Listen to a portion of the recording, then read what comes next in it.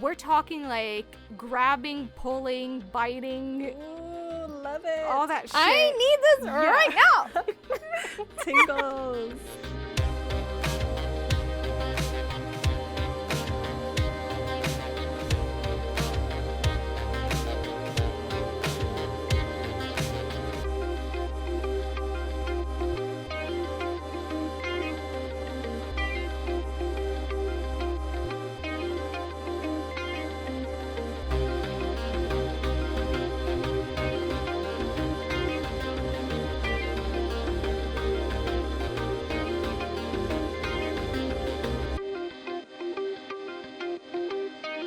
Everyone, welcome back to Romancing the Monsters. I'm Em. Hi, I'm S. I'm Seff. And as we are recording this, it is February 14th, which I guess happy Valentine's Day, belated Valentine's Day. But oh my God. The reason why I'm bringing this up is because before we get into the catch up and chill part of this episode, something dropped today. Bridgerton. Oh, the Bridgerton teaser. I am so disappointed in both of you. Okay, a lot of things dropped today, to be fair. I thought it and I said it. Well, yeah, it took you a while, okay? Yes, so the Bridgerton teaser trailer dropped this morning. And I feel like this episode's going to be long anyway, so we might as well just briefly say, what are our thoughts? How do we feel? What's the excitement level as of today? Through the roof, but they're really edging us with this Kate and Anthony,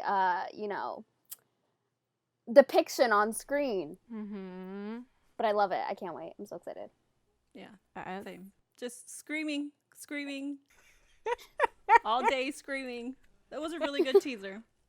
Pretty exciting. Well, I mean, it's kind of just like the teaser that they had for season 1, which like the teaser was very much like Lady Whistledown doing her shit, and then like the actual trailer was very much Simon and Daphne and setting that up. So I'm obviously more excited for the actual trailer because we're gonna get to see them talk, hopefully, and like see some sexy bits. Yeah, I am very, very excited. I cannot wait for that scene of Anthony in the bath. That is something that I didn't know I needed in my life. Oh my God. And here it is. And now I want it and I need it right now. I need it too. And your tweet today. There was I only see one hand. I only see one hand. That tweet put things in my head. I know. That I need to see on screen. Girl, I know. Okay. As long as we're all on the same page. Yep, we're on the same page. There's only one hand. Hashtag there's only one hand. Where's the other? Where is the other?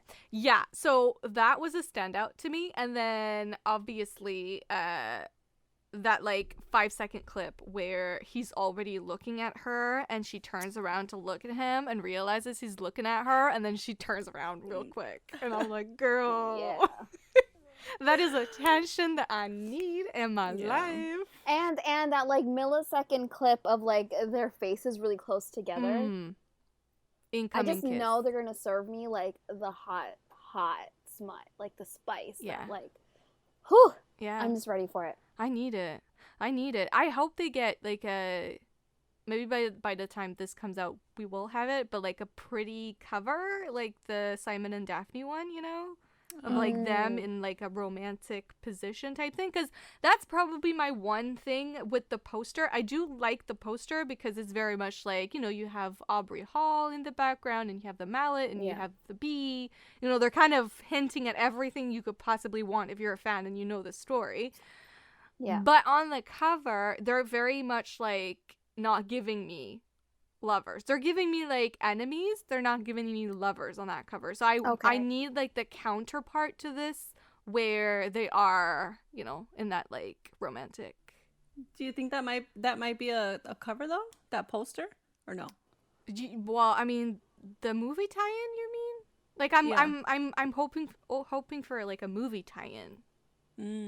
Okay. I hope that's not it. I feel like even the teaser really played with that whole love triangle thing that they were talking about in the interview for Entertainment, weekly, and I was like, why? Why are we playing into this? Right. Wait, what love triangle? Well. So the girl who plays Edwina, Charitra, she had said that in like the story, like it's like a love triangle between Anthony, her, and Kate. So like I think it's more so like, you know how like it was in the books, like he just thought he needed to she was the right choice. Yeah. But then obviously he falls for Kate. I'm hoping like obviously it's just that, and like Edwina doesn't develop feelings for him. Oh. That would not be cool. I'm not overly worried, I guess. I'm not worried. I just don't want them to play into it too much. Also, I don't hate like love triangles. It's just I don't maybe really like not it's just not really the dynamic here, but I can understand why they would try and twist it that way just for the sake of like getting people intrigued, but then you actually watch the show and you understand where all the characters come from and you see that it's not like a true love triangle. Yeah.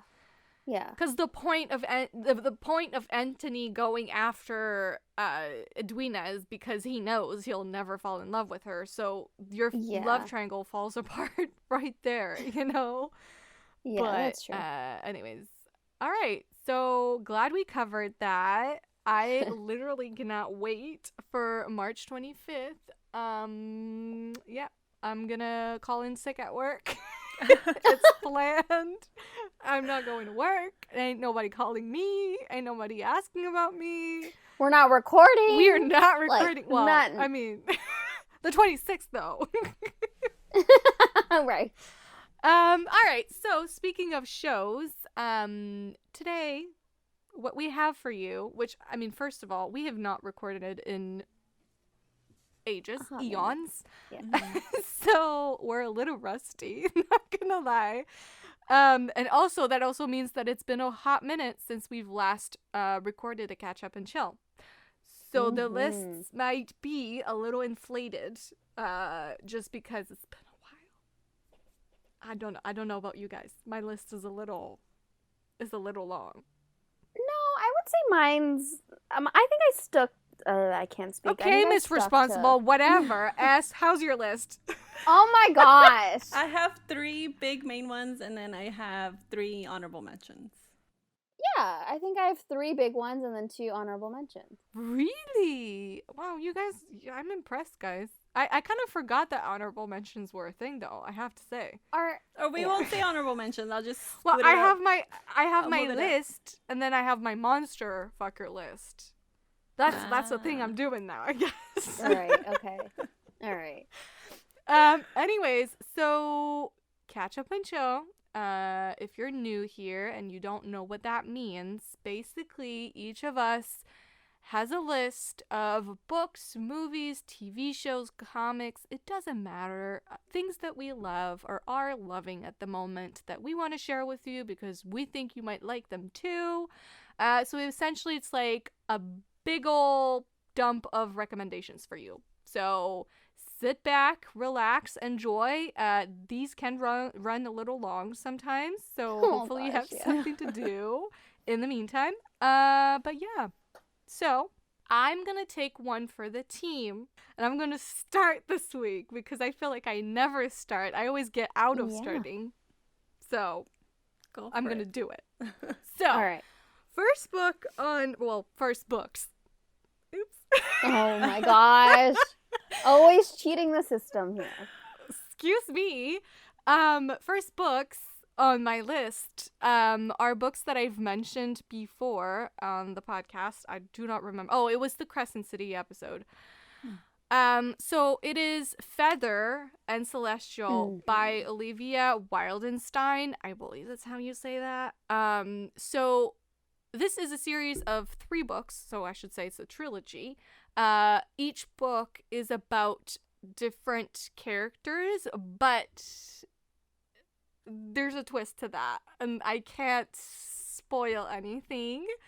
But the first book, Feather, is about Jared and Lee. So essentially Lee is this angel who she's living on Earth because angels are born in Elysium, which is like, you know, the angel realm, if you will. And then they're sent down to Earth through the entirety of their childhood, where they grow their wing, so like their wing bones, and then as the years go, once they reach like maturity till the age of like, I don't know what age, like 18 or something, they have to get feathers. And the way to get feathers is to help people do good deeds. So like they have to go around and help humans, like, you know, do good and like redeem them and stuff. That's such a cool concept. Yeah, it is. And one day, this guy, Adam, he's one of like the you know, archangels or whatever. He comes by her guild because he is looking for a consort. And Lee is, I think, 83 feathers away from finishing her wings. So when you finish your wings, you ascend to Elysium, and that you just spend the rest of your days there, or you can go to Earth, whatever. You pick whatever job you want to be or do as an angel after that. So he's there for a consort, and at first Lee is like, don't really care, like, whatever. But her friend, Celeste, is a half angel, and this whole angel world is like very, you know, old school about things, and if you're like a halfling, you're kind of looked down upon. And so Lee, being like the kind-hearted girl that she is, she sees an opportunity. She's like, all right, if I marry a guy like Adam, who is an archangel, I'd be his consort and I would have a lot more power and I could change things, because like Lee, she's like one of the most good characters I've ever read about, and surprisingly not in an annoying way. Okay. Like, she's just deep down really good, and you want her to stay good. Like, you're rooting for her because you're like, wow, you're such a great person. Anyway, so she's like, all right, this is an opportunity, but she has 83 feathers to gain and only 1 month to do it, because that's what she has for Adam. Like, Adam only has 1 month to find a consort. So what she does is she goes to wherever they pick their next job, and she's like, what if I picked a triple? And triples are the bad people that are worth like 100 feathers, and those are like the murderers, the pedophiles, the like, yeah, the bad people. And she stumbles upon Jared. Jared is the boss of the mafia in Paris. He's a bad guy. He has killed people. This book is very Romeo and Juliet, okay? She's like the good girl, he's like on the bad side, and she's like, oh, all right, I have to do this. Anyways, so she picks him to redeem him because he's worth 100 feathers. And from there, their story starts, and it is just like the perfect, you know, like those like 2012 good girl, bad boy books? Yeah. That we all inhaled. It's giving me that, but like refreshed, you know, like very 2022, but you're getting like the goodness of that trope that like I didn't know I was missing in my life. And like I said, Lee is like a very good person, and yet you're rooting for her to be a good person. So that says a lot for me, because I'm the kind of person who, if the hero is a bad guy, I tend to want the heroine to be bad with him. Yeah. But here it's the opposite. This book makes you want Jared to become good. Like, you're really rooting for that to happen. So anyways, I won't say more. Like, I literally just told you like the very, very premise of the story, but so much happens, and yeah. Is there a lot of angst? There is. And yeah, I there's a lot of things I can't say about this book. Damn, I really want angst. Yeah, and then just quickly, book 2 is literally about Adam, so that guy that needed a consort, and Celeste, the halfling. So yeah. And then what's book 3? I can't say that. I can't reveal that. But you haven't read book 3, or have you read book 3? I haven't read book 3 yet. I got What sidetracked. are you waiting for? I got completely sidetracked, but I am desperate to read it because that setup. And all I'm gonna say is that this series contains one of Seth's favorite tropes. I know. I know what it So- is. Well, why So, didn't you get this book, Seff? If this is Because she didn't sell it to me like that. Oh, so it's my fault. Oh, so it's my fault. Like, okay, because I remember it was one of my books that I was looking for online. I was like, oh, which one should I take? Mhm. And then I saw that, like, I think the paperback was like, I don't know how much it was. But anyways, it was just like, I don't know. I don't know why I chose against it. But now I kind of want to order it. So many. Oh, and I should mention these books are NA, new adult. Okay. Oh, okay. So the characters are in their 20s, early 20s. I don't remember how old she is, but I think he's like, I'm gonna randomly say like 24. But there's And he's a mafia sexual leader? content. He inherited it. Okay. You'll see. He's great. I love me some Jared. I do. Okay. So yeah, that's that book. Oh, and the French was impeccable. Impeccable. Oh yes, I remember you saying that. So, yeah. That's a real pet peeve for me. So that was my first pick.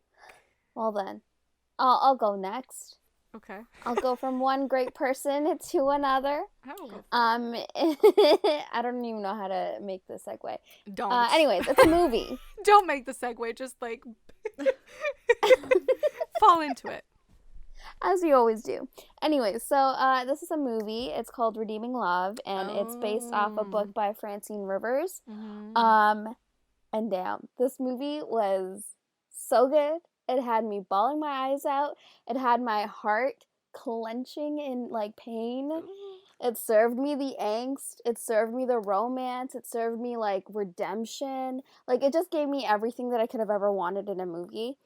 Anyways, okay. So it tells a story of like a woman who was abused her whole life. She only had one positive presence in her life, and that was her mother, who died pretty young in her life. And then you see a lot of her, like, her childhood after that was not good at all. And then cut to her as an adult, and she is actually now the most sought-after prostitute.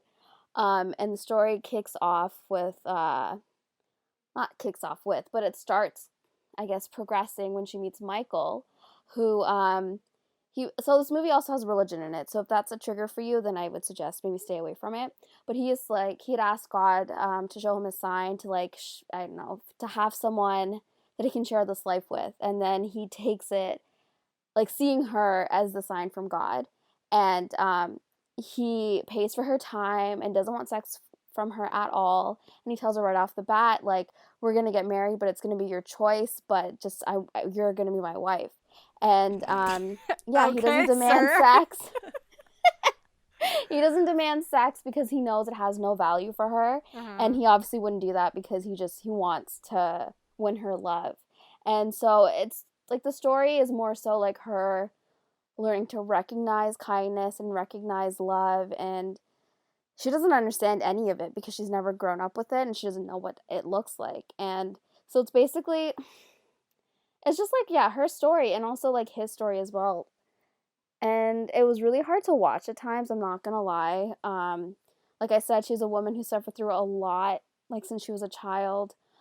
Check triggers though, for sure, because physical abuse is a big one here. There's rape, child rape, incest, a lot. It has a lot, but it's a beautiful film, and the story of Angel was very, very, very, like, very good. Like, I don't know what else to say about it besides it was really good. And, like, the music was amazing. The chemistry was amazing. The love story, amazing.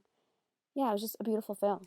So, I know that the book is on my TBR, but Yeah. I'm wondering, is it categorized as Christian fiction? I don't know, to be honest, because the movie has sex in it. Like, it doesn't shy away from that aspect of the story. It is very much a romance film. But I don't know about the book. I feel like the book would have. I think it does have sex. I think that I don't even know what Christian fiction is. Like, is it just a book that centers around Christian values and kind of upholds them? Or, like, could a Christian fiction book have sex? I don't know that that's necessarily that those two necessarily go against each other. I don't know. I don't know if it goes against each other. I personally have never read a Christian Me fiction either. book that had sex in it. Oh, okay. Oh, so you have read Christian fiction. I read a few, but like nothing like this. So that's why I don't know. I mean, she is a prostitute. Like that is her profession, and it wasn't a choice. Like she didn't choose that. But I mean, at the same time, it's just like, and it had nudity, but it was like tasteful nudity. You never saw like a nipple. You never saw like anything really. So I don't know. I don't really know. One would wonder if there's sex in the book then, or not. Maybe there isn't sex in the book, but they made it more sexual. I don't know. I read reviews, and fans of the book said this movie was literally scene for scene, word for word, and like they were really impressed with it. I've never read the book, so I tried reading it, like I think back in university, and I couldn't get into it for some reason, so I just never tried it again. But I'm really happy I gave the movie a try. Well, listeners, if you know what makes the Christian fiction book Christian fiction, feel free to let us know, because I'm genuinely curious to know what makes Christian fiction. You know, I don't know. Yeah. What are the rules? I don't know. So, but I will repeat, guys, please check the triggers. I was not prepared going in, and I was like, oh my gosh, what am I watching? Yeah. At some points. Yeah. All right, S. Take it from here. Okay, so I think before I go in on my list, I should maybe say that this past... It's all Dramione. Dramione! So I love it. So... that will be a great segue into my next one, so... Okay, good. Okay, so this past December, I had the urge to watch the Harry Potter movies for the first time. The first time, guys! The first time! Aside from the first one, because I remember watching the first one when it first came out, and I wasn't interested. But I binge watched the movies, and I became obsessed, and then I spent the beginning of 2022 reading nothing but Dramione fan fiction. Yeah. And I regret nothing. She regrets nothing. Nothing. So for my first book, it's gonna be Breath Mints and Battle Scars by Onyx and Elm. This was my first ever Dramione fic, and I guess it's like hands down one of my favorites. Like I can still see this, even now. Yeah, even now, I can feel like this is gonna be like my comfort fic, where I can love go that. back and reread. It's next on my list as of Dramione fanfics to read. I hope you like it. I really do. Okay, so this fic takes place during their 8th year, set in the aftermath of the war against Voldemort. Many of the students return back to Hogwarts to finish off their final year. Everyone seems to be adjusting fine after everything they went through, but Hermione is struggling. She struggles with PTSD after everything that she saw. And the only other person that seems to be feeling the same way as she is Draco Malfoy.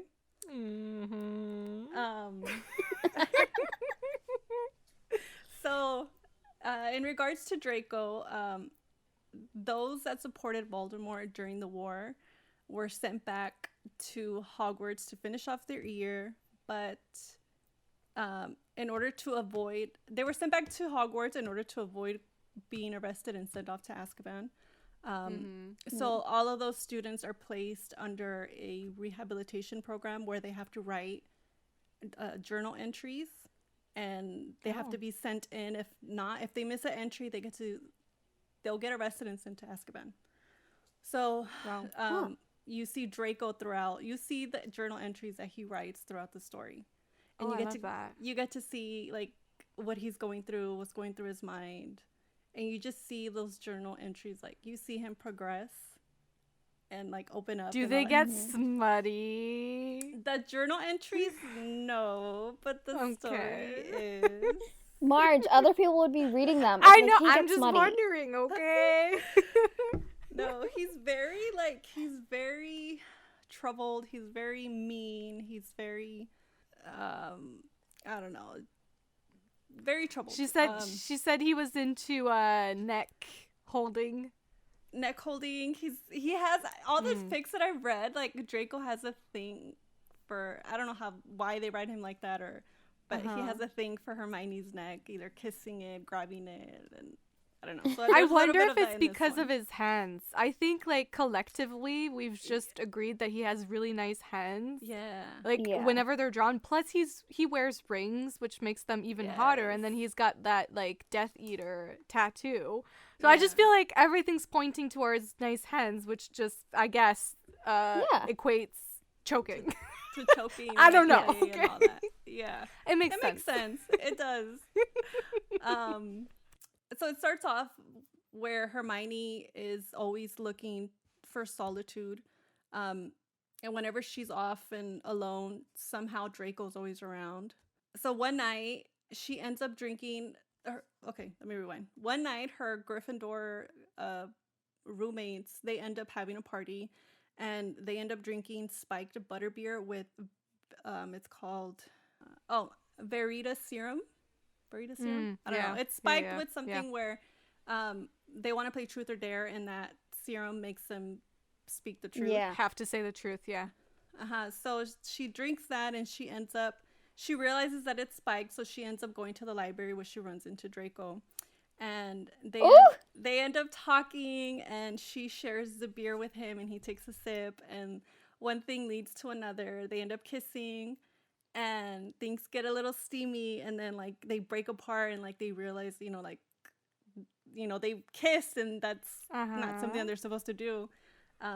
So she ends up running back to her room with like this big old hickey on her neck. Yeah, so she ends up going. Draco Malfoy is in the ones that I've read so far. He's always very much into leaving his mark behind. Yeah.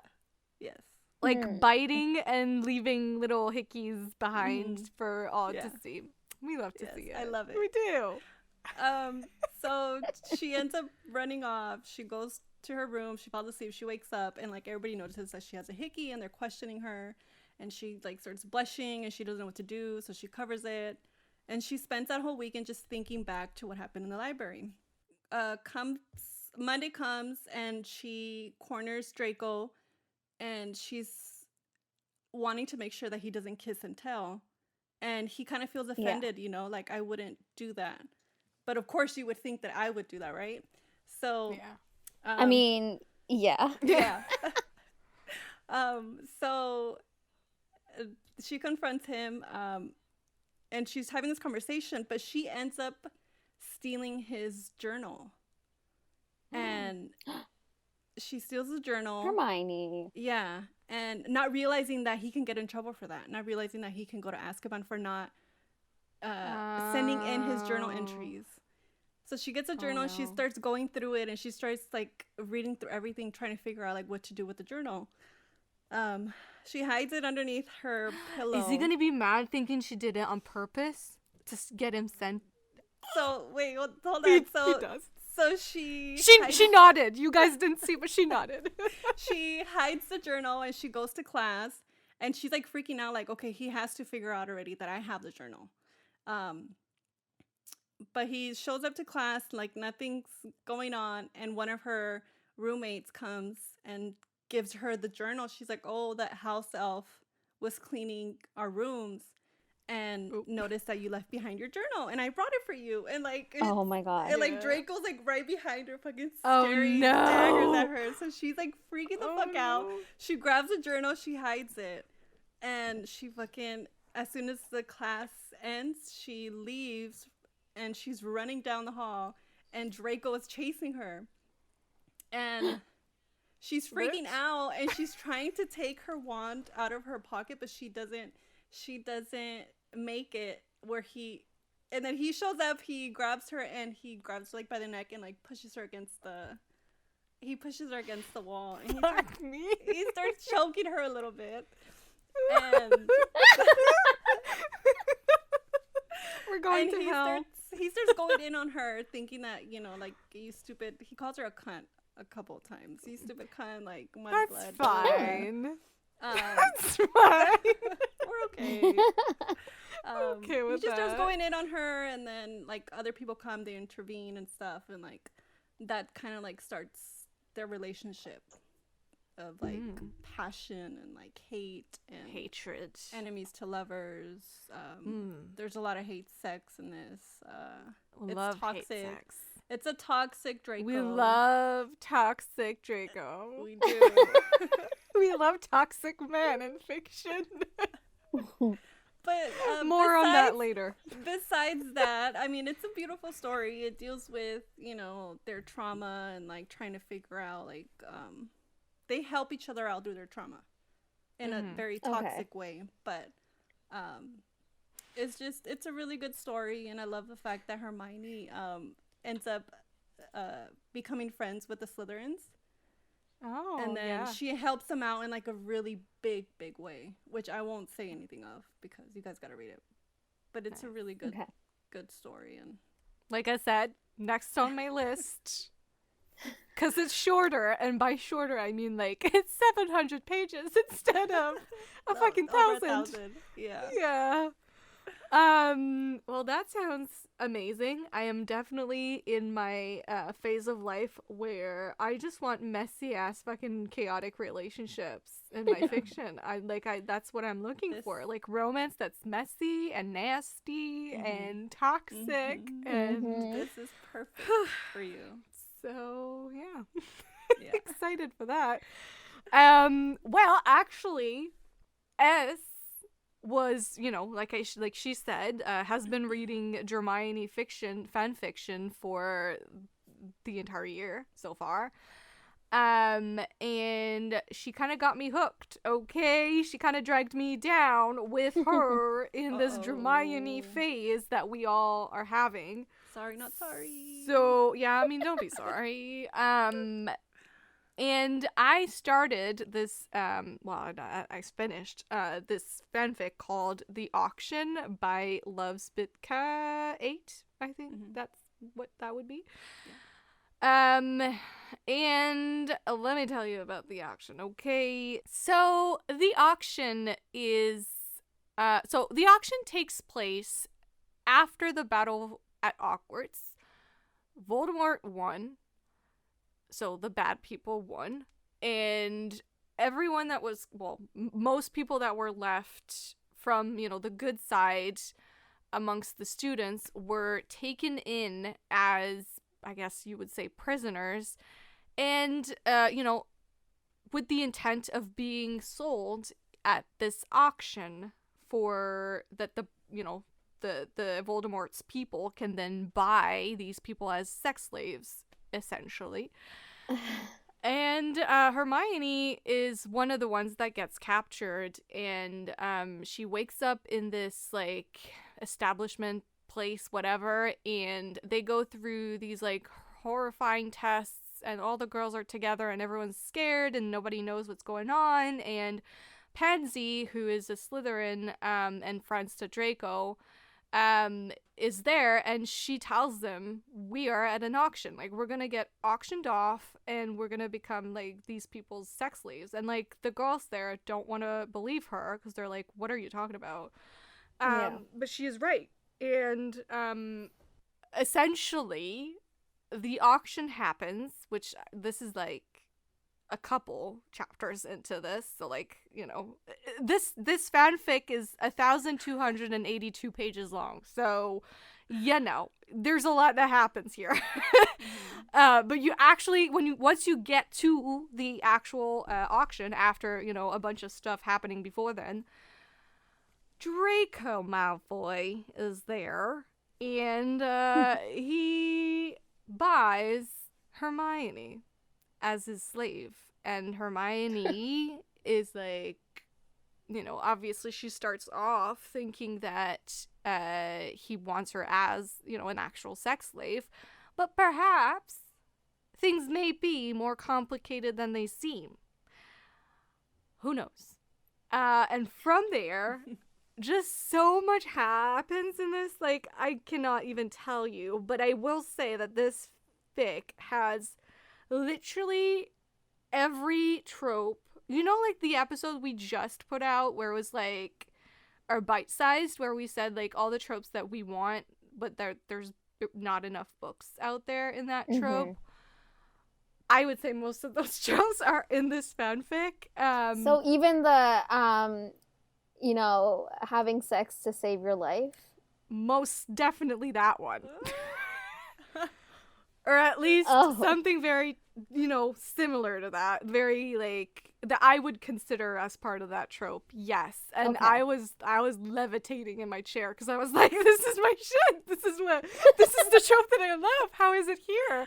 But that's what's fun about fan fiction, right? Like, it's like they can write whatever the fuck they want. And I respect they're not that. playing like, by any rules. Yeah, I respect that. Like, I was reading this fanfic and it was kind of refreshing in some ways because she wasn't scared of actually hurting her characters and like actually putting them through hell and like putting them in very difficult situations where you're just like, I don't fucking know how they're gonna get out of this one. I don't know. Or like really uncomfortable positions. You know, this is like triggers abound. Triggers abound, obviously.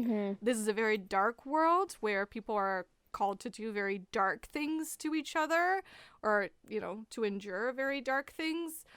But all the triggers are at the beginning of the chapters, so you always know what to expect and when to expect it. But like, I will respect someone who's like not afraid to just throw in a lot of darkness like that.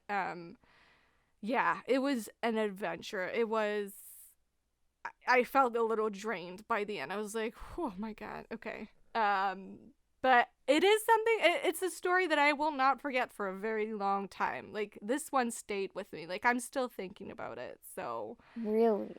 Yeah, you're in for a ride, that's for sure. For sure. Oh, and fun fact, we were hanging out last week, and we went back in one of our old chats, and we discovered that I shared this fanfic to our group in 2019.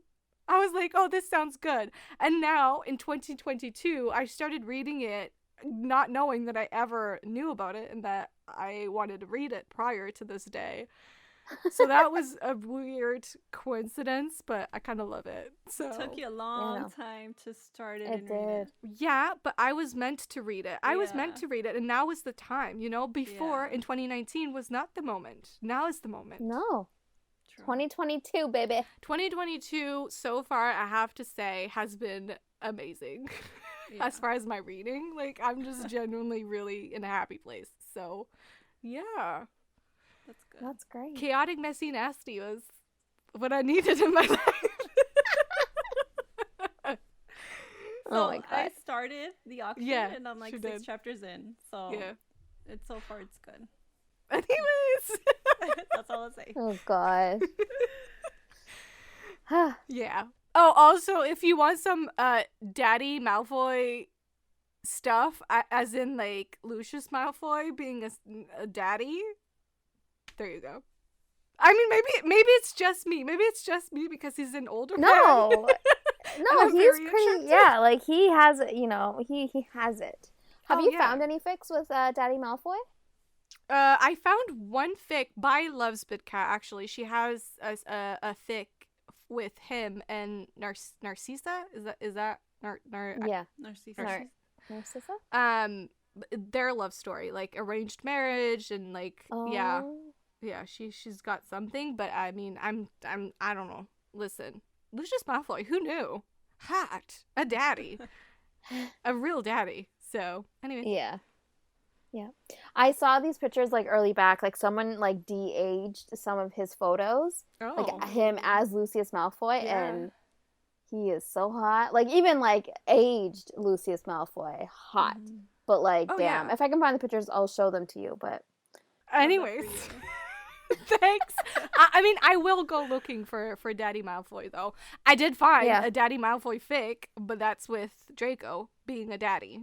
Older gentleman with Hermione being a student, and he's a professor, and he's a dom, and she's a sub. Huh. Yeah. I'm gonna read that. Interesting. I think for Lucius, for me, it's like his long, luscious locks. You know, like he just. It's the attitude for great. me. His attitude. It's the yes. attitude for me. It's just there's something about a man who walks that line. Who looks at you like you're the scum of the earth. Yeah, but who walks that line between what's right and what's wrong. And he walks. I feel like he's never walked a line. He's always, been really bad. No, well, I mean, I don't know. My perception of him is like he does what he does for his family, for the people he loves. And if that means killing a bunch of people, he doesn't feel sorry about that. And that's very hot to me. Very hot. Okay. Okay. Anyways, No, not Seff. All right. Anyways, I feel weird. I'm like switching the genre here. Well, that's fine. All right. A little switcheroo for the people that are not interested in Dramione. All right. It's not that I'm not interested. I just haven't jumped on the Dramione fic train. But that is funny. You are the OG Dramione shipper in this house. No, I've read fics like in the past in high school, university. Like I just haven't jumped on this train. But were the fics back then as good as they are now? I don't know. I haven't read the classics like Manacled, the Breath Mints and Battle Scars. I haven't read The Auction. Like those are like, I think I've heard of an Isolation. Like those are the ones that I've heard about the most, but I haven't like read them yet. We're waiting for you, so. Seff. Yeah. It's gonna happen. Yeah. It's gonna happen. It's just I need to work myself up to it, I don't think you should start with The Auction though. No, I won't. Very long. I think I'm going to start with the Breath Mints and Battle Scars. I think that's a good entry point. My entry point was an Omega versus Dramione. That was 95% sex. So, you know. All right. So I'm going to change things up with a book. An alien book. We love aliens. I've been waiting for quite some time. And it's taken by the Horde King by Zoe Draven. Mm-hmm. And this is book 5 in her series. And anyways, this book is kind of like, it focuses more on like the arching? I never know which one it is. I think it's overarching. Arcing, however the heck you say it, plot. In the series. It takes a forefront in this one. And by that I mean, so they have like their enemies that they're fighting. Then they have like the land. It's their goddess as well. I think the goddess is mad at them or whatever. They don't even know what's going on. They just know that there's this red fog that's slowly growing bigger and bigger and like killing everything that's in it. That's like the animals and like the plants, and like they're slowly like gonna have to like travel further and further to hunt for food and all of that. So anyways, the book is about our human girl. Her name is Mira, and the Horde King named Rowan. And basically, Rowan. Did you say Rowan? Oh my god. Okay, I'm reading this. Let me double check. I believe that's how. I don't know if that's how you pronounce it. Let me double check. I think that's his name, unless you have to admit, like Rowan is a sexy ass name. Okay. Yeah. It is a hot name. It is. It really is. Like objectively sexy, you know. Her name's Mina, guys. What? Can I redo that whole thing? I don't know why I thought her name was Mira. You know how sometimes you read a whole book and like you're mispronouncing the name in your head, but you can't get out of it because you started pronouncing it one way? Mm-hmm. Maybe that's what happened. Maybe. Anyways, her name apparently is Mina. Doesn't make sense. Allegedly. Yes, allegedly. He is Rowan. That's like the name he goes by. Anyways, so basically she is tasked, I should probably start over. So basically, Mina, mm-hmm. I'm Mira. Mina mm-hmm. is, I don't know how to describe it, but she's like a part of this human clan that lives in a mountain, and she is kind of an outcast. She has a stutter, and because of that, they deem her quote unquote stupid or like not intelligent, or basically like she's nothing in this group of people. And she is tasked with drawing the Horde King into the fog because for some reason she can go into the fog and nothing happens to her. So she is in the fog. She's wearing this like hot ass dress, and he sees her and he recognizes her as like his mate sent by their goddess. Wait, is this serving betrayal? And girl, you can't do hand gestures. Nobody sees you. Fine. Yes. Anyways, so he sees her and he's like, oh my gosh, she was sent to him by, you know, my goddess. Yeah. And so Mina is like, she's like, okay, I gotta like make sure he stays in the fog long enough so that the fog can suck off. Whoa. What okay. Okay, that's a sexy fog. That's a smutty out fog. a lot of his energy because it kills like every living thing but her for some reason. Little playful. That's fog. what I meant. Anyways, the reason why she's doing this is because I found out in the beginning of the book that the witches know how to. Whoa. You're gonna have to edit this really I'm not taking anything out. No, you have to. Anyways, so early on in the book, the humans find out that the witches know of a way to like remove the fog, and all they need is like the heart of a horde king. So the reason why she's trying to capture him is because they need his heart. And sadly, he gets captured, and he recognizes that she's the one to do it, and he's obviously rightfully angry, and anyways, he's just like gonna use whatever he can to get out of there, and he's gonna use her guilt and her kindness to get himself out of there. But he doesn't account for the pain that she experiences from her leader, Ben. So he doesn't really, I guess, imagine that he'd be seeing it firsthand, the abuse she suffers, and anyways, so things happen, and he gets out of there, but then, as he's out of there with his own people again, he what? Can you let me talk? Spit it out, Seff. He puts her in chains because he doesn't trust her, and he's like, yeah, you really thought, huh? And he puts her in chains, and then she's like, oh my gosh, well, I guess I didn't expect anything because I never expect anything from anyone. And she's very much broken, and he's very much like, I'm so hurt by what you did, and I can never trust you ever again.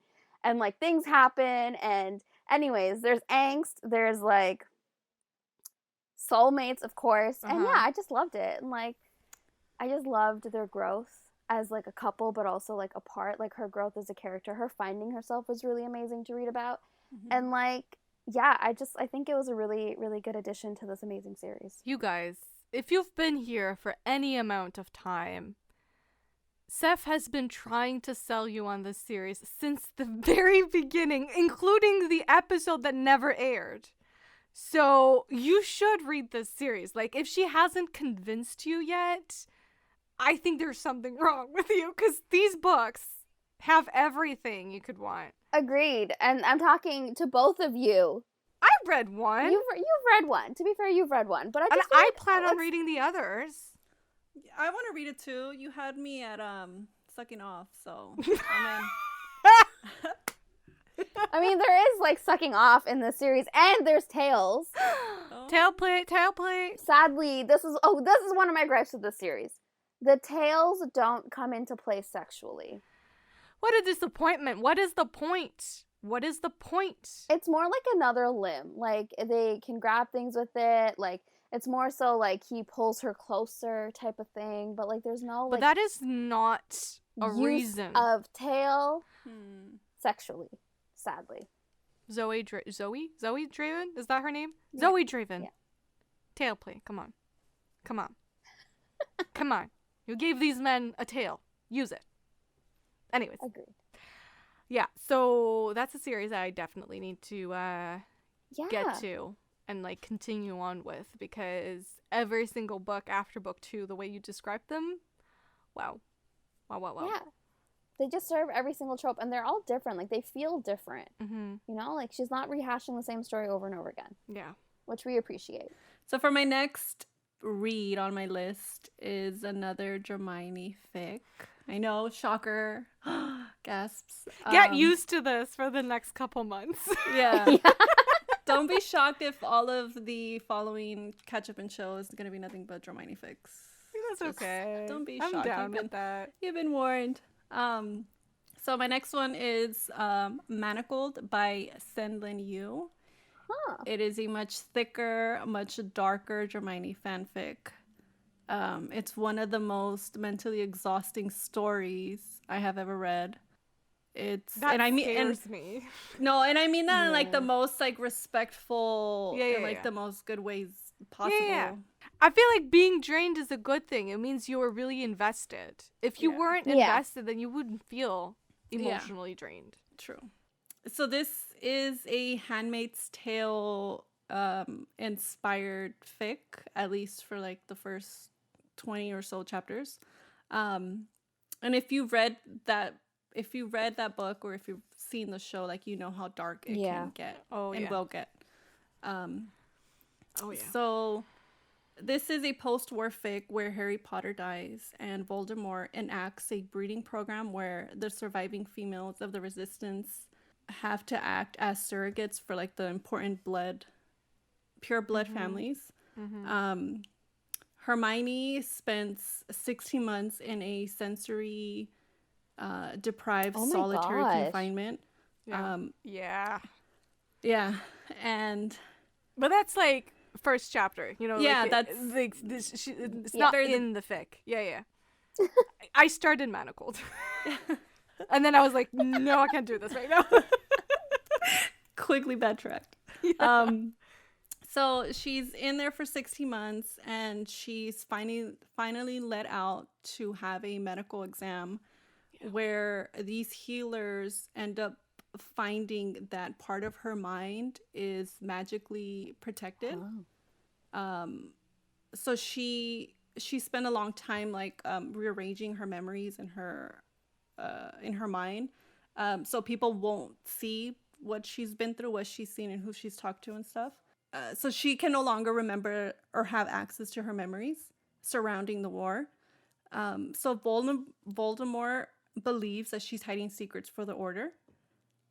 So he puts her through like this like really, he puts her through something like really exhausting where it's called legilimency, I believe. And it's a way to kind of crack her shields, her mental shields, to see what she's been hiding. But he's not able to crack or like get into her mind. So she ends up being assigned as a surrogate to Voldemort's trusted general, which is Draco Malfoy. and in hopes for Draco to find a way to get into her mind, to see what she's hiding, and to try to. So is Draco married in this? He is. To who though? Is it Pansy? Astoria. Okay. I believe her name is. Oh, that rings a bell. Astoria. I feel like she comes out a lot where he marries her, like in certain like different fics that I've read. Like she's something, you know. He ends up with or whatever. But he's married to her, so he needs to try to break those mental shields, and he needs to try to impregnate her as well. And that's like the very like basic, like very basic summary, because it's like I feel like this fic has a lot of like moving parts, and like there's like a lot that goes on, and this fic is like really, really tragic, but yet beautiful the way it's written. Is there a happily ever after? There is. It's just it takes a long time to get there. I feel like. And did you feel like the journey was like worth it, like as a reader? Like by the end, it was. It's worth the draining, the mental exhaustion of this fic. But yeah, like it's tragic, it's beautiful. I feel like it feels like an original piece of work. Yeah. Like it doesn't feel like it's a Harry Potter fanfic and inspired by The Handmaid's Tale, but the way it reads and the way it's set up and the way she tells a story, it feels original. And I really hope like she publishes like her stuff. Even if it's not this, like I would love to see her in bookstores. I feel like she's a really good writer. I feel like a lot of fanfic authors are really good writers, and some people don't go and read fanfics because of this like misconception that fanfic isn't real, like they're not real books and they're not written really well, so I'm not even gonna try. But also a lot of writers were fanfic writers before of course. being published. So yeah. No, yeah. I mean, I didn't say, but the auction was very well written, in my opinion. Like, it felt like a book. Like, it was on par with just traditionally published stuff. Yeah. So, yeah, it's kind of incredible that these people are doing that for free. Yeah. And putting it out there for free, and we get to read it. I will say, like, sometimes, like, you say, like, Manifold You Wish, like, was kind of a book. And for me, with the auction, it's kind of like, I do, but at the same time, I find it very hard to see how they could divorce the story entirely from the Harry Potter world. Like, it's not just a question of switching out names because it was set in an alternate universe. You know, this is in universe following the events of the story and referring back to the story. So I don't know how they could do it, but if they find a way. And one last thing, like if you plan on reading it, like check the triggers because it's triggers galore. Okay. Wait, is it me? Yeah, it's you. Yeah, it is. Right, okay. So the last thing on my official list very much fits that definition that I gave earlier of just like nasty, messy, chaotic, toxic. Ooh. Yeah. I read a bully romance. Love it. I haven't read one in so long. Or like I haven't read a good one in so long. So tell me about it. And this was a first for me. I have never dabbled in bully romance. Well, what was it called? Bully? No. Bully by Penelope Douglas, right? Yeah. Is that a book? Punk 57, you mean, right? No. Yeah, does that count as, I mean, but she does have a bully book She has as a well, bully. like, I've read the bully one. Which I have read. I don't know. If those count as bully romance, then I guess I have. But this is like straight up like, you know, awful. So the first book is called Wicked Dreams, the second is Wicked Games, and then the third is Wicked Promises by S. Massery. It is a trilogy with the same characters. The way I found this book, funnily enough, was through Instagram. You know when authors do these like little clips for TikTok mostly, where it's like so the clip in particular that got my attention here was when he finds you in the forest and you've been hurt, and the first thing he says is "who." That's what got me. Oh. And then it just said like the book in the description, so I was like, okay, I guess I'm sold, you know. So I went and I looked for it, and you guys, I have not inhaled books this fast. I don't know if maybe they're short, or maybe it's because I had never really read bully romance before, so it felt so new that I was just fucking inhaling that chaos. But I did. And so essentially it's about Margot and Caleb. And Margot, she's been in the foster system her whole life after a tragedy happened. Her father was incarcerated for murder. Her mom is on drugs. And so they were deemed, you know, unfit to parent. So she was sent in the foster care system. And she's gone through many homes. And now she just found her new home in the city where she grew up, where she was best friends at the time with Caleb. Caleb is all grown up, obviously, and she has to attend high school again with all the people that she used to be at school with. Mm-hmm. And Caleb is kind of like the king of that place. You know what I mean? Like, it has that trope, you know, where like these 17-year-old boys somehow like fucking rule this town, and you're like, you just have to take it in. You just have to accept it. But you know what? This is the kind of like high school stuff that I'm into where it's like so unrealistic. Yeah. Because I don't want actual high school drama. Yeah. You know? I don't want Yeah. that. Like, give me drama, give me messy, you know, give me unrealistic. Anyway, so she, you know, starts at the school again, and he is fucking awful to her. But And I mean why? that, like, because he hates her fucking guts. Because his dad died. Her father killed his father. oh shit. Oh Yeah. shit. Yeah, and then Okay. shit What got is this ruined called? after that. Wicked Dream, sorry. Anyway, so he fucking hates her guts, and his plan is to break her, essentially. Oh my God. So he's super fucking possessive. Like, we're talking like grabbing, pulling, biting, Ooh, love it. all that shit. I need this right now. Tingles. But it's messy. Like, I'm not gonna sit here and be like, oh, this is high literature. No. Like, it is, you read it for the chaos, okay? Yeah. And it delivers on that front. And then, like, obviously, you know, as the books progress, sorry, because there are 3 of them, then, you know, their relationship also progresses, and, you know, one would imagine that it doesn't stay a bully romance the whole way through, but, yeah. I was reading so fast. Like, I never in my life, I've never experienced that thing where you, like, sit down, start a book, look down, and you're 50% through, and you're Yeah. like, what? And you don't want to stop, and then, like, you just read it in, like, 6 hours and it's done. Like, I could have read these in one sitting, you know? So, yeah. And then there's other books about his friends who also all have bully-ass shit going on. So, Love it. yeah. So, how many books follow this couple? 3? 3, Okay. yeah. Yeah, so it kind of follows the whole, like, intrigue, because, like, obviously he thinks her father killed his, and she thinks that too. But is that true? Are there moments where he's like, oh my gosh, what have I done? Like, pertaining to, like, his treatment to her? Okay. Yeah. And, like, in the first book, she doesn't fucking fight back. She doesn't. Anyways. All right.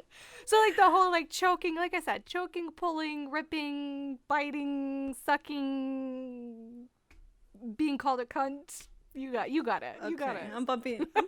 Me too. Yeah. Oh, I love you guys. Oh my gosh. So, yeah, triggers abound for that as well, obviously. Like I said, I haven't read a good bully romance in a long time. I can't say if this is good. This is the only one I've read. I can only say I thoroughly enjoyed myself. And that's all I'm asking for. I just want to be So, able to Yeah. enjoy a good bully romance. Like, just, like, enjoy it for what it is. Yeah. I'm just, like, more and more, I'm just thinking I'm taking the wrong book on my trip. I mean, you still got time, girl. I know. Just have a bunch of stuff downloaded. No, I'm not going to take my Kindle because, like, I don't want in case I lose it. I want in case I leave it there. Well, you're gonna take your phone, so True. Yeah. books are on your phone. That is true. All right. We'll see. I might do that. All right. I feel like, okay, so the reason why this is happening is because my books are more so honorable mentions because I feel like they're going to be episodes in the future. So that's why this is happening. So my last thing on my list is a show again. 1883. Yeah. No Turkish shows this week, guys. Well, because I've talked about all the ones that I'm watching, and I'm currently still watching all of them. So I mean, I could rehash again if you'd like, but No, it's okay.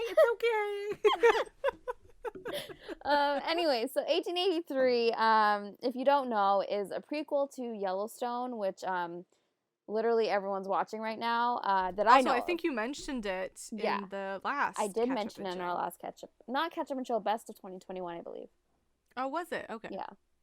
Anyways, so it's a prequel to Yellowstone, and so this is how the Dutton family, so like the family in Yellowstone, settled onto the land that is now home to the Yellowstone Ranch, and takes place in 1883, and the Dutton family then is made up of James, I believe the mom's name's Margaret, Elsa, and then little John. So anyways, they're trekking across America because they're trying to find new land to settle on. And they're aiming to go to Oregon, but we know they don't end up there because, you know, Yellowstone's set in Montana. So basically, how do I describe it? So the show more or less focuses on the daughter Elsa. She narrates the show. And yeah, it's just like a story of like a family, but also like Elsa's story is like, you know, finding love and experiencing love. She's a free spirit. Her dad lets her herd the cows, and like she takes to wearing pants, and she's just like very much like a wild child of the time. And she experiences love for the first time with a cowboy named Innes, and things don't go to plan, and she is like forced to grow up real quick, and she just sees the world in a different light at that point. And then she's also faced with another man named Sam, who is a Comanche warrior, and he is like nothing she ever expected, nothing I ever expected, although I really thought that this was going to happen. Because I needed the love story, okay? Like, I needed it. And Yellowstone has, like, a love story that's kind of, like, in the same, I guess, you know, it's, like, in the same way. Vein. And anyways, so it's just, like, Sam and Elsa are great to watch, but I feel like the show's more so, like, about family, and, like, it's important to see, I think the whole point of the show was, like, the importance of, like, you know, like, the fight. Like, this family fought so hard. They worked so hard to go to this land and to build this ranch that you see in Yellowstone. And, like, just to understand why they can't give it up. And I also feel like this show really shows, like, generational trauma and, like, how different you could be if you don't experience things of the past. And, like, you don't let that build up inside you, because we see the difference in, you know, parenting with James, who is the dad of Elsa and John in this 1883, and then you see John, who is the dad of Beth, and Casey, and who's the other one? Jamie? I don't even know. We don't care about Jamie. Anyways, so yeah, you just see the differences in parenting, and like, I don't know, I just feel like the writing is so good, and yeah, I just feel like if you want a romance, if you want a story about family, just try 1883, guys. And I personally don't think you'd have to watch Yellowstone to watch this. If you really, really, really wanted to, you can watch 1883 by itself. I really want to watch that. Yeah. Sam's hot. I just love that Santa is still behind you. Shut up! Leave Santa alone. I just realized he's still there. He's still hanging out with us. He's here to stay. Yeah. I love it. But, like, she hasn't moved him. Have you noticed that? Yeah. Like, she could have moved him. She, like, low-key loves him, I think. She low-key loves him behind wants to her read shoulder. Some smutty Santa books. No, I don't want to read about his bells jingling. No, thank you. Are you sure? You know what, we're going to convince her by the end of this year. That's a hell no. I will never. I will never. And I will convince to read Spider Smut. It's happening. My 2022 goal for S is to get her into reylo. That's it. That's my goal. Oh, okay. No, you know what? That's a better plan. I co-sign that. Okay. Yeah, that's her. I feel like maybe there's more of a chance for me to do reylo than to do a spider. But no, S, I think you need to accept like what I'm giving you right now. I'm willing to go through that pain again and watch them all with you. I will do it. And I have not picked up those movies since 2019, but I will do it for you. And then we'll be able to do a reylo episode in which you are a part of. We shall see how the year continues. But like, if you love Draco, why would you not love Ben Solo / Kylo Ren? #facts.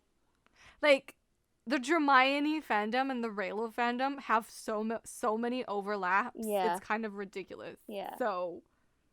And it opens up a whole new world to fanfiction. She's quiet all of a sudden. I can't see her. She's frozen, but like she's quiet. Is the sound gone too? Has she disappeared? Us. No, I'm here. I'm here. Okay. So wait, I have a question. Since you girls love Kylo and those movies so much. Yeah. Why haven't you girls read any fan fiction? I have. We I have. have. Like the very popular, because I've seen like people talk about like the very popular, I guess, classics of like reylo fanfic. Have you girls read any of those? I don't think I've read some of the classics. I did read reylo fanfic, but kind of just like mostly the fanfic that I was into was very much like Kylo Ren. Yeah. Dominating Kylo Ren. Yeah, same. Which don't tend to be the you know, the popular ones, because people do love Ben Solo. Yeah. So I did read some AU fanfic, but I haven't like, I don't know, like I just haven't like read a lot. Like I haven't read the famous ones, like was it Landscape and the Blur of Conquerors, or however you say it. I started it, but then it like the length, like I started it when like it was being written, and so like it just kept growing and growing and growing, and then I was like, you know what, I'll wait till it's finished and then go back, and then I never went back. That's the danger with fanfics. Like, I don't touch the ones that are not completed. Yeah. But also, you know what I just realized? I think part of it, as to answer your question, for me anyway, I think it's easier for me to read fanfic when something is truly done and over with. Oh. So, like, I think I would have an easier time reading reylo fanfic now than when it was still unraveling. Like, we still didn't know where it was headed. Yeah. But now that we have that story, I think I'd like to see where people have taken it in different directions, you know? So I think that's why I'm really loving Dramione right now. It's because, like, we have that story and, like, we have the canon, and I feel like I can explore other stories. Does that make sense? No, I was going to say, I will say, I did start that, what is it, the Heartbreak Prince by the same author, and it is a Harry Potter reylo, not a crossover, but it's like reylo in the Harry Potter world, and he's a professor. Oh, so Dramione. Basically, Dramione in a different font. Wait, send that to me. I'm intrigued. Yeah, I think she's finished it now. That's another one. I started it, and then she just kept adding and adding and adding. She's like, oh, it'll just be like 15 chapters. And then she's like, oh, it'll just be 20 chapters. But you know what? Draco and Ben would be besties. Yeah. Oh, and Hermione down. and Ray would love each other. Hands down. Oh, my heart. Yeah, I believe she's done. Getting emotional. I'm going to just download it right now. I'm going to try it again. You do that, boo. You know the author loves Birka 8? Yeah. She took down a reylo fic because she's turning it into original. No way. No way. An original novel, and it's girl. How do you know all the ins and outs of like what's going on? Girl, when I say that I started, and when I obsess, and when I obsess, like I go in deep. That's all of us, yeah. And I go in go hard. Yeah. So I found this on Tumblr of all places. Okay. It's called The Food of Love. Okay. That's the reylo fanfic? That's the reylo fanfic. So if you want the PDF of it, she just says like to email her. But is it alternate universe? Sounds like contemporary. The Food of Love doesn't sound very Star Wars to me. Yeah, I think it is. Well, I mean, you know, reylo fanfic is really having a moment. So. Yes. In the publishing world. It's so great to see. You know, I'm hoping that Dramione is next. Like, Dramione is older than reylo, so like I don't really get why the publishing industry has not like cashed in on that yet. But maybe with the success of reylo, they'll be like, what else can we turn into books? Because like the hits on the Dramione fics are so high. Like so many people have read them. Yes. Some of those fanfics have more readers than actually trade pub books. Agreed. Yeah. And a bigger fandom. Like,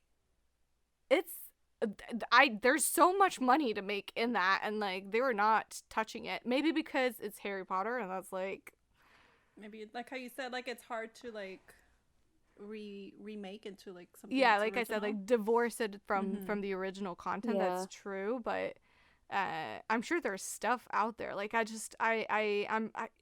feel like the market could do with some Dramione. Like I feel like it would do very well. I mean, the reylo stuff has been doing amazing, and like I said, there's a major overlaps between those two fandoms, so one would imagine that if one of them is doing so good, then the other would do as well. It could also be, I feel like the reylo fanfics that are getting picked up are more so like the contemporary or like the mellow versions of Kylo Ren. True. Where I feel like Draco is very much Draco in a lot of the fanfictions that we've come across. So I don't know if that could play a part into it, or I don't know. I don't know. Anyways, so S is gonna read reylo fanfic this year. Yeah, starting with the Heartbreak Prince. Maybe that's the perfect segue. Who knows? Because I did hear it ended like really well, and people loved it, and she writes great smut too. Like, oh, they're smut. Yeah, Love like that. I'm telling you, this so smut. It was good. Love it. From what I read. Nice. Okay, we shall see. We'll start with the movies, and then we'll make our way into the fics. I mean, I feel like if it's any, like, to introduce you to the world, a Harry Potter Reylo crossover could be a thing. Okay, I can do that. Send the link. I did already. It's in our chat. Oh, thank you. All right, S. What's the next book on your list? The next book on my list is Amends by The Last Jedi, which is another Dramione fic. This is the crossover. This is the closest we've ever been to her reading reylo. The Last Jedi. Yes. So this is a secret relationship, unplanned pregnancy / excuse arranged me, marriage, alternative universe. Okay. So in this fic, Hermione and Draco have like a secret relationship going on for like a few years. And you know how dumb guys are. They don't quite know like how serious their relationship is. Like he just thinks it's something casual that they've been doing for like the past 7, 6, 5 years or whatever. Sorry, what? What an idiot. Yeah. For a while, and like he doesn't catch like a clue. They're like practically living together, cooking together, making love every night. So it comes to him needing to break off that relationship because his parents arranged for him to marry Astoria Greengrass. I can't even talk. Astoria Greengrass. Yeah.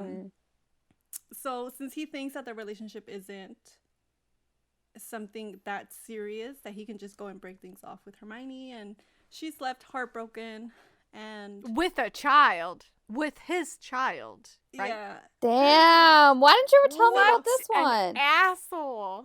Yeah, so he ends up, but he's a sweetie in this one.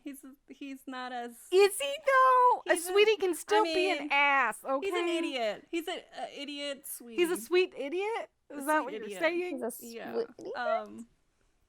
So they break things off, and Hermione never tells him that she's pregnant. Oh, okay. So he doesn't know. No, he doesn't know. So a few months pass, and he's already engaged to Astoria, and they're at this ball, and he sees her from across the room, and he's just like admiring her, and then all of a sudden like she turns around and she has this belly, and he's like freaking out. He kind of like makes the calculations, like she's far enough along that she was pregnant when he broke up with her.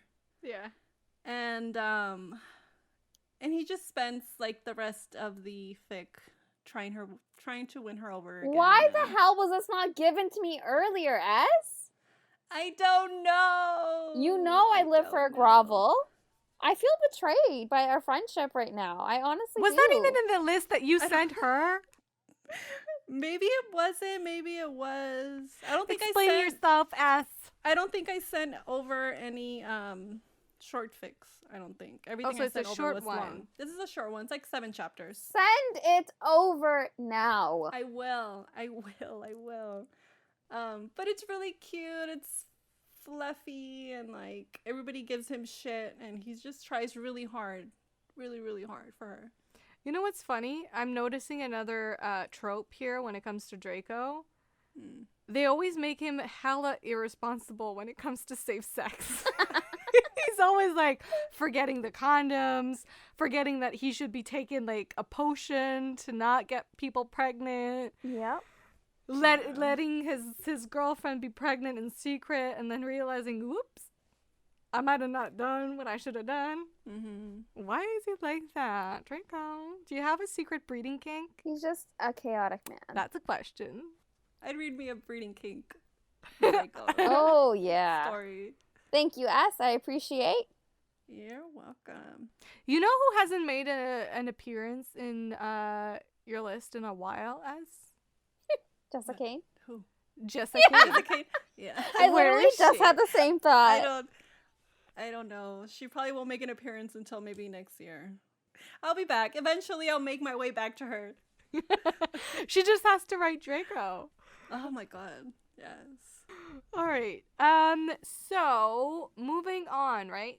We've gone through honorable mentions. Wow. What? How long is your honorable mention? That's what I want to know. 1, 2, 3, gosh. 4, 5, 6, 7. I'll go through them quick, okay? So essentially this is my monster fuckery report that I've decided was a thing now. So first on my list, I'll go through all of them and you guys can, okay. So first off is the Big Feels anthology, which is releasing actually today as we are recording this. So when this is going up, it is definitely out, and it is also on KU. So if you want an anthology filled with monsters, aliens, all that good stuff. I read 2 stories so far. We were actually planning on reading this for Valentine's Day and make that like a special little episode, but life got fucking busy out of nowhere. So that didn't happen, but I did start it, and the first story was about this like alien guy that lives in like a hive that he's kind of like mind linked to, and there was like honey, like orgasmic honey involved. Wow. And that was the thing. And then the second story, which I'm still reading, is about like this giant good boy, like a giant tree guy. Like he's adorable, and he kind of keeps her as his pet because he's not aware that like humans are a thing. So like he's like, oh, what's this little star creature running around my planet? And so he keeps her in the pen and like he feeds her. Aww. It's adorable. So he's like Groot, I guess, but like giant. I don't know how big Groot is. Groot. Like we're talking 10 meters tall. So like I haven't gone to the sex part yet, but I am wondering how that's gonna work. So he's gonna fuck her with a branch? Well, he has vines. Like, there's tiny little vines that, like, he can use to pick up stuff that's, like, small and stuff. So he's gonna pick her up, but fuck her with a branch. I'm thinking he's gonna fuck her with a vine, yeah, because the dick is never gonna fit. But also, Homegirl is starting to wonder where his organs are. When there's a will, there's a way in these monster romances. Oh, there is a way. There will be a way to fit the plot. The plot demands that there is a way for the D to fit in the V. So, question about there. the appendages or appendagi. Jies. I don't even know where Appendages. Appendages. Anyways, are they unique? Yeah. Are they the ones that you've I mean, experienced? I haven't gotten really to that part yet. The guy in the first book, the first story, I will admit, I was hella fucking confused. What his dick looked like. It was like multicolored. It was like opening like a flower, but then not, and it was like doing shit, and I was just really fucking confused. So I'll say that. But I was into the honey, you know. I was intrigued. Okay. And this guy, I haven't seen his dick. I don't know if he has one. Right now I'm just thinking it's the vines. Okay. But I'll have to report back on that. Nonetheless, I'm excited to pick this book up anthology up and read some. There's like 10 stories or so in it, so I'm sure there's variety. And are they pretty long, the stories? No, not really. Not the ones I've read so far anyway. They read quick. second thing is the first book I read this year, actually, and it's called Possessed by the Alien King by Krista Luna, which I think you've read, Seff. Yes. Or never finished. Did you read it? I read it. Okay. Yeah. Listen, I was surprised by this one. I really thoroughly enjoyed myself reading this one. Like, I was having so much fun with it, and what was interesting, well, I mean, the book was interesting, and, like, I liked the characters and their dynamic together, and, like, just, it was kind of fun, kind of a fun adventure, so I liked it for that, but, I did like the properties of the semen in this story. So... Can you explain?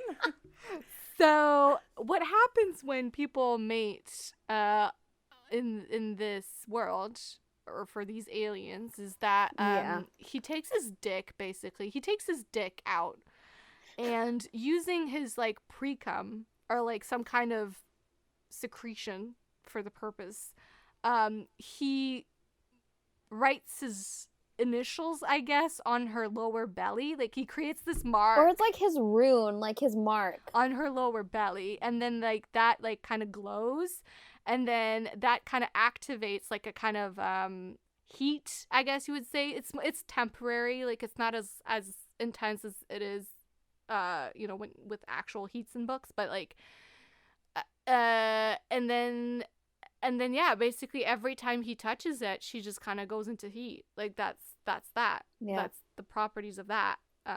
It just marks her for life with his jizz upon her and skin. He did try to do it with her, you know, her fluids. Yeah, she tried to do it to him, but she's human, so it didn't work. Yeah. But yeah, I was very intrigued by that. But the plot was also interesting. I will say the plot was interesting. Yeah. No, I did say that. Like, I really enjoyed this book. Like, it surprised me how much I enjoyed it, because I kind of just started it for whatever, because Seff was reading it, and I was like, you know what, kind of sounds interesting.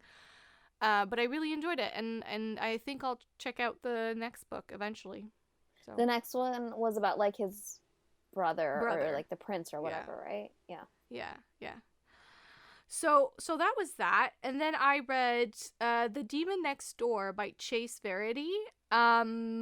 This one is a really cute story where so Molly just moved in to this house, or no, sorry, she's been living there with her son. She is a single parent, and next door she has new neighbors, one of which is an actual demon. Who this demon has a kid of his own. Oh. So he's also a single parent demon. Oh, daddy demon. Yeah. And their sons start playing together, and she can see that he's a demon, but nobody else can. So I don't know what was up with that. Like, I don't remember if it was ever explained why she could see him, his true self, and not others, but who fucking cares? They're soulmates, that's why.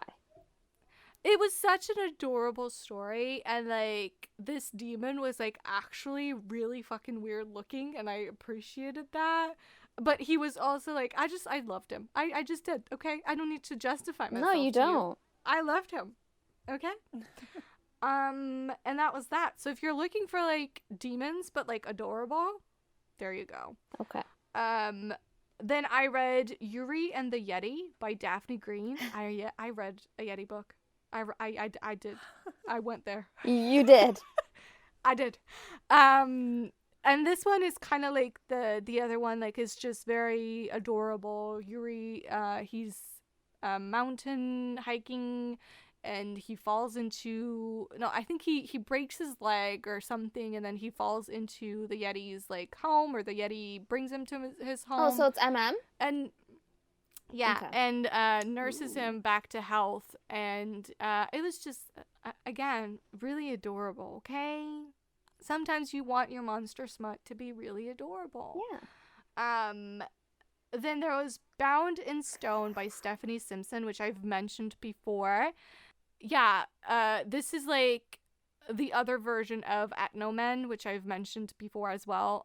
He's a gargoyle, demon-ish statue in her house, which she just bought. this really old house, and this lady starts having sexual fantasies about this statue, and then the statue comes to life as a result, and he's essentially like the embodiment of lust. He's the demon of lust. So they start fucking all over the place, and he's got 2 dicks, so 3, I think, even. So interesting. Yeah, you know. From cute and adorable to being fucked 3 ways by the same guy. Love to see it. Love to see it. Mm-hmm. Variety, you know. Then Grinch and Guile by A.M. Core. Oh, you ended up reading it. I did read it. This was during Christmas time. Yeah, I'm going way back. I know. But, like, they're worthy of a mention. Yeah. Yeah. So this one, as you would assume, has the Grinch as the love interest, and the interesting thing here is that the female character, well, actually, I mean, I guess she is like described as female, is the reader. You are the female character in this story. You are being fucked by the Grinch in this story. It's a you. Love that. Yeah, and the Grinch is like this mafia guy here. He does not look like the Grinch, you know, it's not like that Grinch story that we mentioned. Oh my gosh, I need to wipe that from my memory. In this Mutt Mess episode, like, this Grinch is, like, genuinely hot. He's green, but he's, like, a hot green guy, basically. Okay. And yeah, I mean, that one was just fun, and, like, it was kind of fun and original to read in the you perspective. I thought it'd be weird, but turns out it really wasn't. Was it Christmassy, or was it just a... Oh, yeah. No, it was Christmassy, okay. And lastly, this is a more recent read. I read All Yours by Vicky Walklate. Again, a lot of, like, Monsters Mutt starts with, like, statues that these women are, like, erotically into. Interesting. And I respect that. We've all seen that statue of Lucifer, and we've all been turned on by it. So yeah. I respect that. Yeah. I respect that. But All Yours is, the hero is like this, like, crocodile, alligator, monster thing. And essentially, she kind of gets involved with it. And yeah, I will say for this one, like, when you read the blurb, what I was interested in was that it kind of came with a really long list of triggers, and you know those books where it's like the long list of triggers is more enticing than anything. Like, it's not really a turnoff. It's kind of like a ooh. Okay. So I was expecting a lot of things because of those triggers, and then turns out it was not as dark as I would have wanted it to be. So if you go in not expecting dark shit like I did, I think you'll be served. Listen, like I said, I'm in my messy, nasty era of my life. Yeah. So that's what I wanted. Yeah, alligator guy. Intrigued. Nice. That's a new one for me. I can say I've never read an alligator, gator type monster romance. I'm done. That was my list. That was a great list. I love the monster fuckery going on there. Thanks. I had fun. That was great. All right. Really quickly, my honorable mentions are Twisted Hate by Anna Huang. I don't know if I'm pronouncing it right. Sorry. So basically, the reason why this book's on my list is because I love the hate fucking, the absolute enemies to lovers. You know what? That's the theme today. Hate fucking, yeah. Hate fucking. Yeah. We love it. Yeah. We love it. Absolutely hate each other. So she is his sister's best friend, and he can't understand why they're friends. They're very antagonistic towards one another. Situations arise where they have to spend time together. One being where his sister invites them skiing, and there's only one bed to share, miraculously. And then she also ends up working where he volunteers, and yeah, the sexual tension keeps mounting and mounting. They agree to, like, a no strings attached, like, friends with benefits without the friends, so, like, enemies with benefits.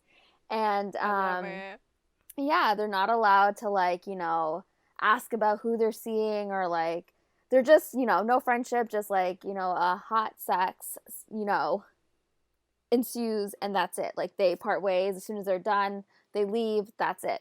Anyways, slowly we start to see that Jules has like a shady past, and you see that with her ex coming in, who was in prison for like 7 years, and he believes it was because of her, and he orders her to do small favors for him. They're not really small. They're like actually like life-threatening in some cases. And she agrees to do this because he has like dirt on her, like he has a sex tape that she had made. And so basically the whole, like, the reason why this is on my list is because, like I said, the hate fucking, the enemies to lovers, but also just like the way things unraveled, like the betrayal, like he feels betrayed by her. She, like, her past has been something that she, like, no one knows about. And I would have loved, this book would have been a 5-star if, like, the ending aspect had been dealt with a bit differently. And, like, maybe other decisions were taken. But overall, it was still a really good read. And if you're into the whole enemies to lovers, this is it. Like, this is your shit. But I will recommend you read book 1 and 2 before reading this, because I didn't. And I wasn't that I was confused, because things are very much explained really well. But, like, there are relationships that are explored a bit more in this book that I kind of probably did a disservice to myself by not reading the other books. But yeah, things are explained, but also things are very much spoiled. So if you wanted to read books 1 and 2, then don't start with this one. I don't know if you said, but titty fucking. Oh, yeah. No, I did not say, but titty fucking very much happens in this. And I, for one, have not read titty fucking at all in my books. Ever. I don't think I've read one. Interesting. Well, you know what? It's very rare in books. Agreed. It's like the 69. People aren't 69ing enough. I think I've read romance novels. I think I read a lot. Maybe not a lot, but like, you would think it'd be more than that. I think I've read more, like 69ing than I have titty fucking. Huh. Yeah. Yeah. Interesting. Guys, what is this conversation? Anyways, the last 2 on my list is Monroe by Cressley Cole. Oh my god, that's right. Yeah. If you are a fan of this podcast, you know I've been waiting for it for years and years. I read it. I enjoyed it. Don't and I can't call wait to us talk about out it. like that. Don't call us out like that. That we haven't made an episode on it yet. We will. We will. Anyways, that being said, I was happy to be back in the world. And I enjoyed it. But I won't talk about it much because we will have an episode on that. And then the last book on my list is Death by Laura Thalassa. And again, we will have an episode on that sometime soon. But it was a great conclusion to the series. There are some things that I kind of, again, would have liked to see played out a bit differently. But that's all I'm going to say about it, because we will talk about it in length in our episodes. So stay tuned for those 2 episodes. All right, S. Okay, so for my honorable mentions, the first one is Nothing Good Happens After 2 a.m. by Loves Bitka 8, another Dramione fic. So this is a 2-shot Dramione fic set during 8th year. It's an enemies to lovers where Hermione and Draco spend their time making each other's life difficult. After one of their altercations where they destroyed like their classroom's potions, they get detention and they have to make up everything that exploded. And one thing leads to another, and they're bickering, and then they end up hooking up, and yeah, it's spicy, it's short. There's some spicy fan art at the end. Oh, nice. Nice. Highly recommend.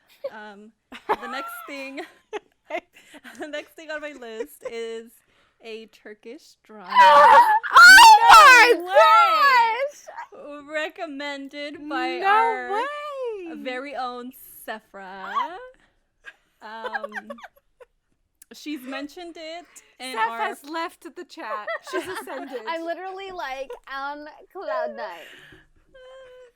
So the Turkish show, it's called, every time I see the name, I want to call it Herkai. Yeah. But it's called Hershai, right? Hershai? I think it's Herjai, but don't ask me. I don't. yeah, I watched this TV show, this TV novela recommended by Seff. She mentioned it in our first Catchman show. So if you want to take a listen to that to get a more in-depth summary Was it of the the show. first? Yeah, I went back and checked just in Oh case. my And she God. probably mentioned it throughout, the year. I Throughout think other yeah, I'm episodes. always talking about her, Jay. You're Yeah. very consistent. Yeah. Yeah. So tell me thoughts. Like, Um, how are you? Like, are you liking the romance? Are you liking their chemistry? Are you liking the overall plot? Yes, Like, yes. okay. Everything. I love everything. It's very romantic. It's sweet, but then it's like very dramatic, and then there's like the drama. Fuck the grandparents in this show. Yeah. They deserve to either die or to like maybe hook up, because I feel like they need some. They're what they have, like what they plot and use their grandchildren. It's Yeah. too much sometimes. They're awful. Um Awful people. but it's a really good show. I got my mom hooked on it, and then my mom got my dad hooked on it, and like we spent like one full day watching from like morning to night. And then I think my mom, so I stopped at night, but my mom continued it, and I guess she let it play out throughout the night, where she would go to sleep, wake up, watch a little bit, my and then until the morning, and then I woke up and she was watching it. I was like, oh my God. See, like now you understand why I keep saying there were nights where my family and I did not go to bed until 7 a.m. because we physically could not stop watching. Yeah, it's very addicting. Yeah. Very, very addicting. So my she made a plan to only watch it on the weekends in the morning. That's a good plan. Good plan. Yeah. Responsible. But yeah, it's a really Wow. good show. I highly recommend. Seff recommends it. And then lastly on my list is another Dramione fanfic called Stand Still by Peachy_B. In this one, Hermione and Ron are married, Oh. and they have marital problems. Oh.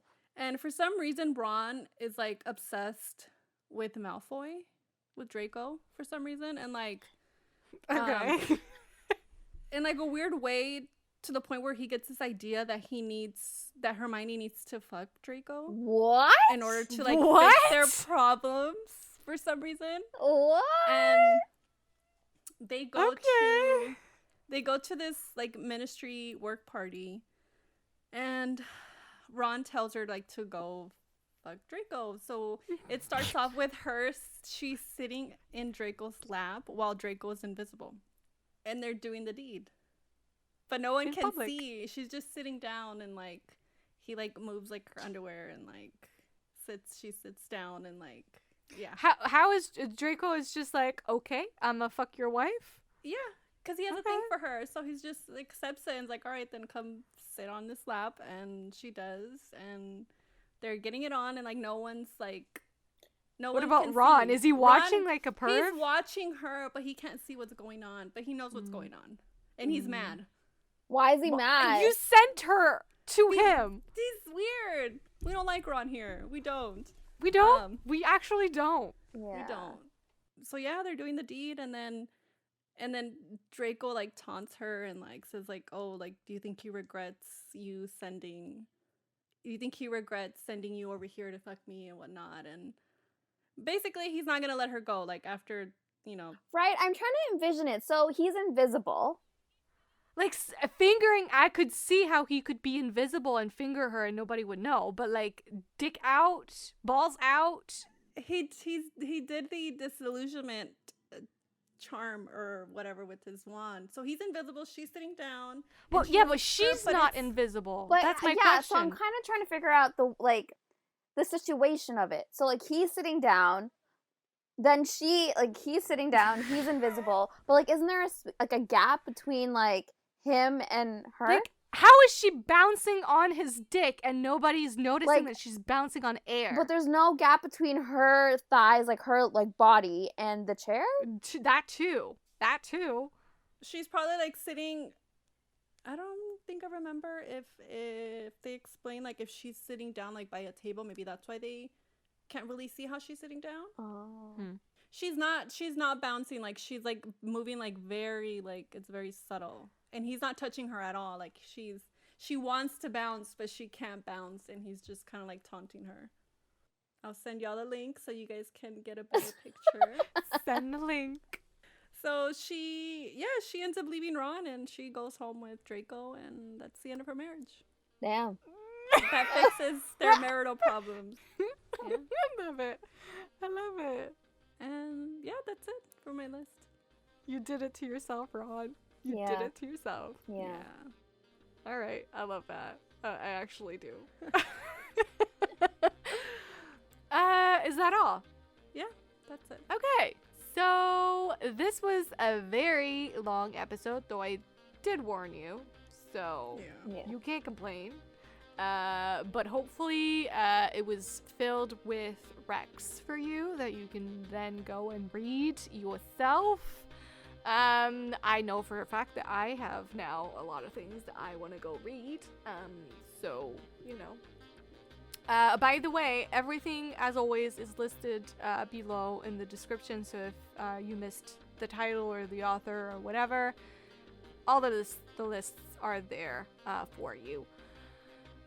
If you want to let us know, you know, what intrigued you, or if there are other Dramione fanfics that you would like to share with us, wink wink, nudge nudge, you can always reach us online.